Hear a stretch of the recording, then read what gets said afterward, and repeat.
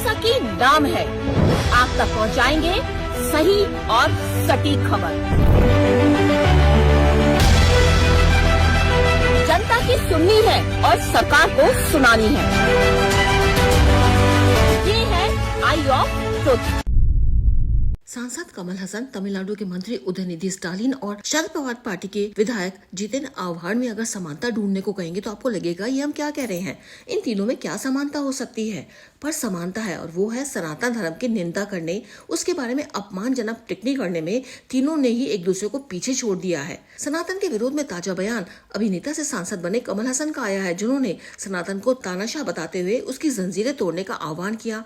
वहीं दूसरी तरफ हाल फिलहाल में शरद पवार पार्टी के नेता जितेन आव्हाड ने अपनी राजनीति चमकाने के चक्कर में सनातन धर्म पर ही एक विरोधी बयान दे दिया और अचानक ही मीडिया की सुर्खियों में आ गए। उन्होंने कहा कि सनातन धर्म तो कभी था ही नहीं, इससे भारत का पतन हुआ है।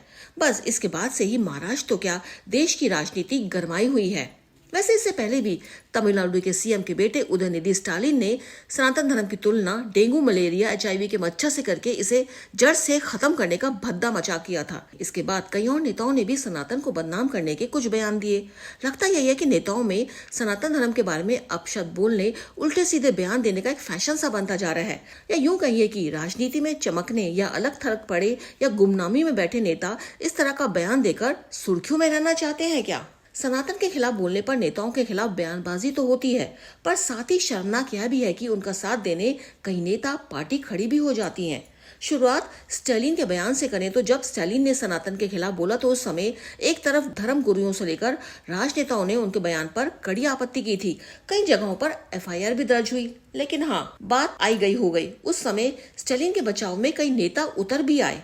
कांग्रेस के राष्ट्रीय अध्यक्ष मल्लिकार्जुन खड़गे के बेटे प्रियांक खड़गे ने यह तक कह दिया कि कोई धर्म जो आपको समान अधिकार नहीं देता या आपके साथ इंसानों जैसा व्यवहार नहीं करता, वह बीमारी के समान ही है। फिर RJD के मनोज झा ने भी उदयनिधि स्टालिन के बयान का समर्थन कर दिया, लेकिन उस समय सरकार या कोर्ट की तरफ से ऐसा कुछ कड़ा कदम नहीं उठाया गया कि स्टालिन को सबक मिल सके। और शायद यही कारण है कि आज भी कमल हसन, जितेन जैसे कोई भी नेता जब चाहे मुंह उठाकर सनातन के खिलाफ बोलता है और लाखों करोड़ लोगों की भावनाओं को ठेस पहुंचाता है। और कोई बड़ी बात नहीं होगी कि स्टालिन की तरह जितेन आव्हाड के बयान का समर्थन करने कुछ नेता खड़े हो ही जाएं, साथ ही कमल हसन को भी सपोर्ट कर दें और सनातन के खिलाफ विचार रखने वाले लोगों को आगे जहर उगलने का एक मौका और मिल जाएगा।